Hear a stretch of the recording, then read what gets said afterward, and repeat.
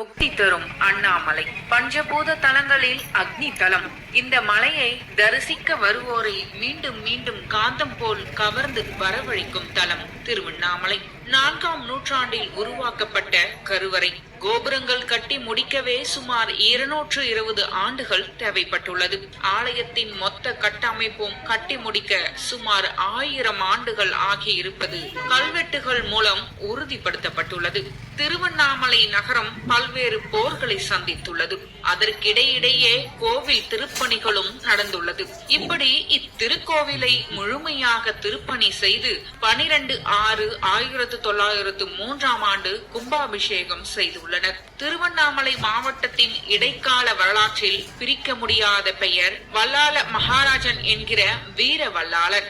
இவர் மீது இறக்கப்பட்ட அண்ணாமலையார் அவரை தன் தந்தையாக ஏற்றுக்கொண்டாராம். அந்த மன்னனின் மகனாக மாறி இன்றும் அவருக்கு சடங்குகளை செய்து வருகிறார் அண்ணாமலையார். இப்படி இன்னும் பல வியக்க வைக்கும் தகவல்கள் திருவண்ணாமலை பற்றியும் திருவண்ணாமலை கோவிலை பற்றியும் உள்ளது. வாருங்கள், வரலாற்றினை சற்று புரட்டி பார்ப்போம்.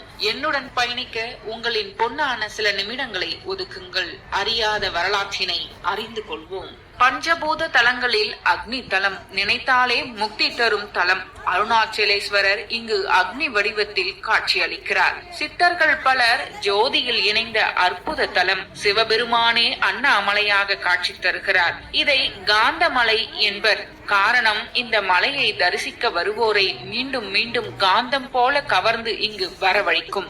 அண்ணா என்றால் நெருங்கவே முடியாது என்று பொருள். பிரம்மனாலும் விஷ்ணுவாலும் அடியையும் முடியையும் நெருங்க முடியாத நெருப்பு மலை என்பதால் அண்ணாமலை என பெயர் வந்தது. உலகம் தோன்றிய காலத்தில் இருந்தே இந்த மலை உள்ளதாம். கிருத யுகத்தில் நெருப்பு மலையாகவும், திரேதா யுகத்தில் மாணிக்க மலையாகவும், துவார யுகத்தில் பொன்மலையாகவும், இப்போது கலியுகத்தில் கல்மலையாகவும் உள்ளது. கல்வெட்டுகள் கடந்த காலத்தை காட்டும் கண்ணாடி. திருவண்ணாமலை அருணாச்சலேஸ்வரர் ஆலயத்தில் நூற்றுக்கணக்கான கல்வெட்டுகள் உள்ளன. திருவண்ணாமலை ஆலயத்தின் சிறப்புகள், ரகசியங்களில் பெரும்பாலானவை இந்த கல்வெட்டுகளில் இருந்துதான் வெளி உலகிற்கு தெரிய வந்தன. அது மட்டுமல்ல, திருவண்ணாமலை ஆலயம் சுமார் 1000 ஆண்டுகளாக கட்டப்பட்ட ஒன்று என்ற தகவலும் கல்வெட்டுகள் மூலம்தான் நமக்கு தெரிய வந்துள்ளது. சங்க நாட்டு மன்னன், காலச்சூரி மன்னன் ஆகியோரும் திருவண்ணாமலையார் அருளை கேள்விப்பட்டு நிறைய பொன்னும் பொருட்களையும் தானமாக கொடுத்துள்ளனர். இதுவரை ஆராயப்பட்ட 119 கல்வெட்டுகளில் இருந்து திருவண்ணாமலை ஆலயம் முதலில் எப்படி தோன்றியது, எப்படி வளர்ச்சி பெற்றது, யார் யார் எல்லாம் கோவிலை கட்டினார்கள் என்ற உண்மை ஆதாரபூர்வமாக கிடைத்துள்ளது. திருவண்ணாமலை ஆலயம் இப்போது 24 ஏக்கர் பரப்பளவில் பிரம்மாண்டமாக உள்ளது. ஆனால் கல்வெட்டு ஆய்வுப்படி பார்த்தால் இதிகாச காலத்தில் மகிழம் மரத்தடியில் ஈசன் சுயம்பு லிங்கமாக தோன்றினார் என்று தெரிய வருகிறது. அதனால்தான் திருவண்ணாமலை தலத்தில் மகிழ மரம் தல விருட்சமாக உள்ளது. அடிமுடி காண முடியாதபடி ஆக்ரோஷமாக தீப்பிழம்பாக நின்ற ஈசன் மனம் குளிர்ந்து மலையாக மாறிய போது அவரிடம் விஷ்ணுவும் பிரம்மாவும், இவ்வளவு பெரிய மலையாக இருந்தால் எப்படி மாலை போட முடியும், எப்படி அபிஷேகம் செய்ய முடியும் என்று கேட்டனராம்.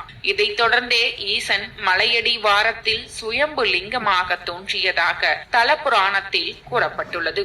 முதல் மற்றும் 2ஆம் நூற்றாண்டுகளில் மகிழ மரத்தடியில் சுயம்பு லிங்கம் சிறு மண்சுவர் கோவிலாக இருந்துள்ளது. 4ஆம் நூற்றாண்டில் கருவறை செங்கல்லால் கட்டப்பட்டது. 5ஆம் நூற்றாண்டில் அது சிறு ஆலயமாக மேம்பட்டது. 6, 7, 8ஆம் நூற்றாண்டுகளில் திருஞான சம்பந்தர், திருநாவுக்கரசர், சுந்தரர், மாணிக்கவாசகர் ஆகிய 4வராலும் அண்ணாமலையார் பாடப்பெற்றார். அப்படி பாடப்பெற்ற போது கூட அண்ணாமலையார் செங்கல் கருவறையில் தான் இருந்தார். ஆலயமும் ஒரே ஒரு அறையுடன் இருந்தது. 9ஆம் நூற்றாண்டில் சோழ பேரரசு செல்வாக்கு பெற்ற போது திருவண்ணாமலை ஆலயம் மாற்றம் பெற தொடங்கியது.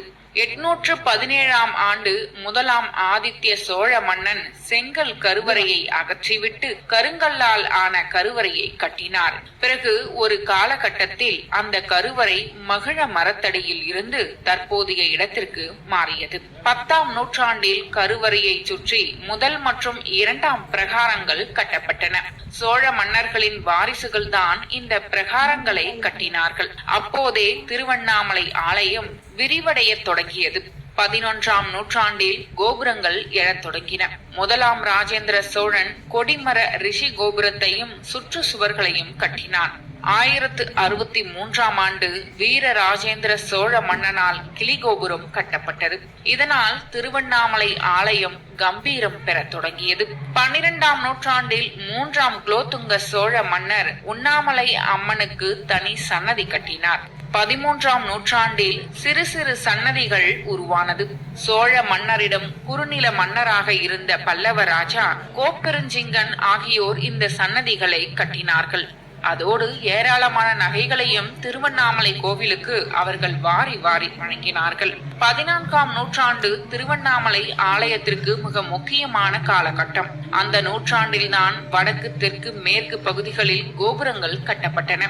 1340ஆம் ஆண்டு முதல் 1374ஆம் ஆண்டுக்குள் இந்த 3 கோபுரங்களும் கட்டப்பட்டது. ஹொய்சாலா மன்னர் வீரவல்லாளன் இந்த திருப்பணிகளை செய்தார். 15ஆம் நூற்றாண்டில் திருவண்ணாமலை ஆலயத்திற்கு நிறைய பேர் தானமாக நிலங்களை எழுதி வைத்தார்கள். திருவண்ணாமலை ஆலயம் பொருளாதாரத்தில் மேம்பாடு பெற்றது இந்த நூற்றாண்டில்தான். 16ஆம் நூற்றாண்டில் விஜயநகர பேரரசர் கிருஷ்ணதேவராயருக்கு திருவண்ணாமலை கோவில் மிக மிக பிடித்து போய்விட்டது.